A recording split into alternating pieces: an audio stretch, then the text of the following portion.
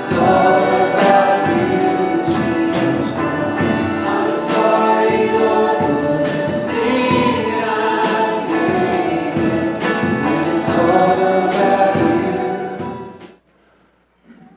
catacombs that run beneath the city of Rome have always been a place that attracts children, especially little boys, to explore.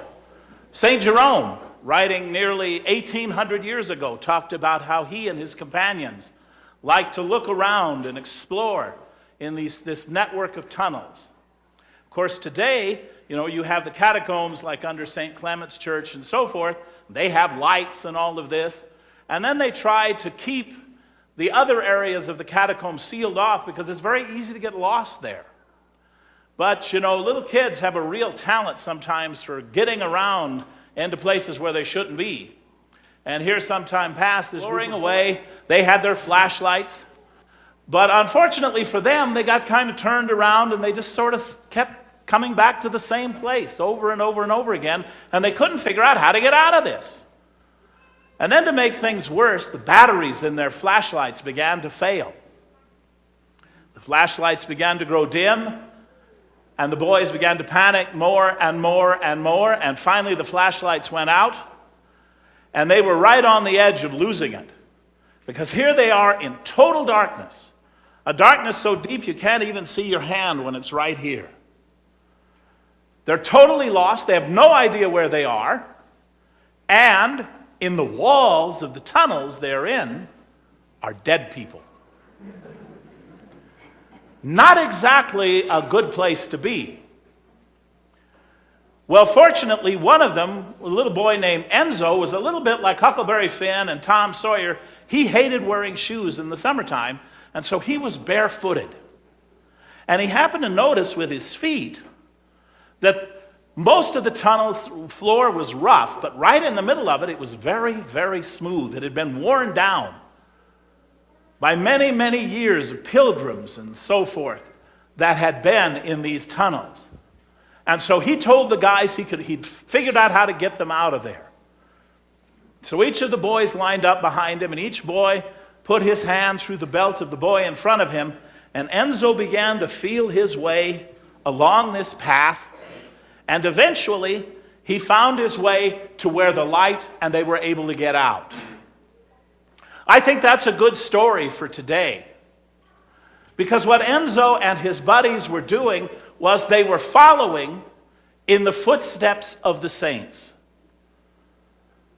And following in the footsteps of the saints, they went from the dark into the light.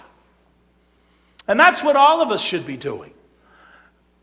Excuse me, as followers of Christ, we should be walking in the footsteps of the saints who show us the way. As Catholics, one of the great privileges we have is the communion of saints. Kind of like, again, our Hall of Fame, like I told the school on Wednesday.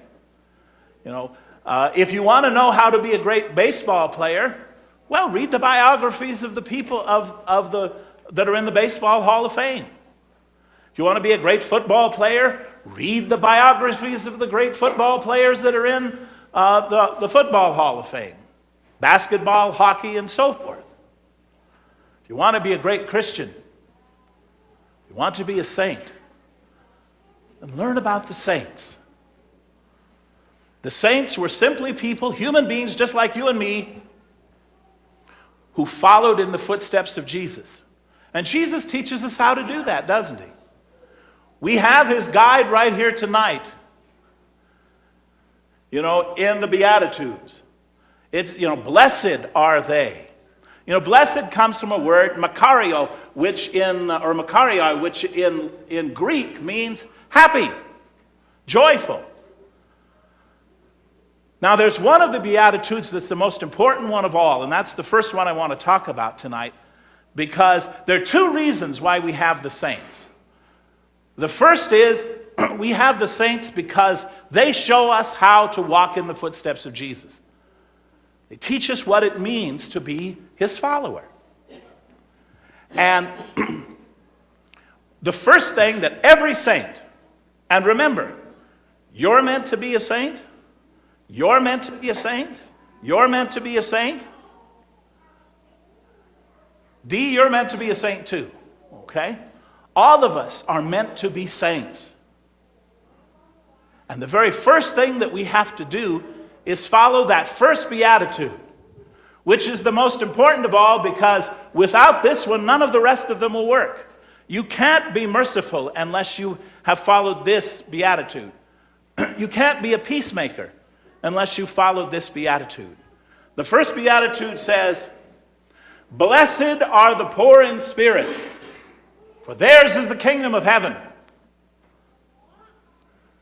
To be poor in spirit has nothing to do with how much you have in your checkbook, but rather what's in your heart. It's not having very little money. It's having very little pride in your heart. To be truly someone who is poor in spirit is to be someone who realizes, I need Christ. I need God. I can't do it on my own. Is somebody who's realized, I tried to run my life myself. Boy, did I make a mess of that. And notice again, they are happy because the kingdom of heaven is theirs. And so the first step in becoming a saint is recognizing that you need Christ. And there's no greater example of that we see in the history of our church, of someone who lived that, of a saint who gives us that example, than St. Paul, is there.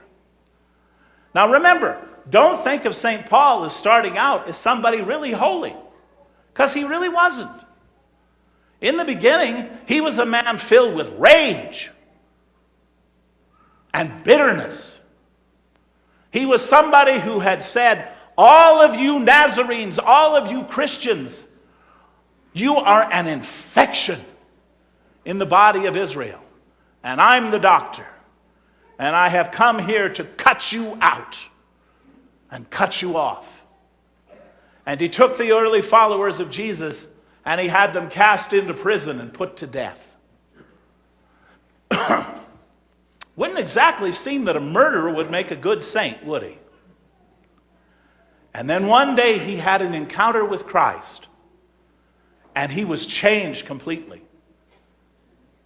Even though he couldn't see it, Christ could see it within him. That he did have a heart that could be poor in spirit.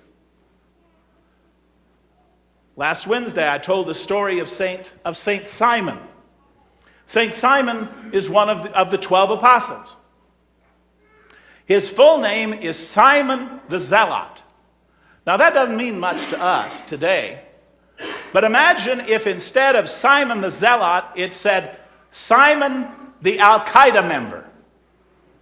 Then you'd have an idea of what he was about, right? He was a terrorist. The Zealots were people who hated the Romans, and they hated everybody that had anything to do with the Romans. And they were into all kinds of violence and stuff in those days, trying to drive the Romans out and trying to keep people from working for the Romans. And yet he had an encounter with Christ, and because he could be poor in the spirit, he was changed. He spent 3 years working with St. Matthew, who would have been the person he would have hated most on earth, because Matthew was a traitor to his people. I'm sorry, Lord, for the thing I made. It's all about you. It's all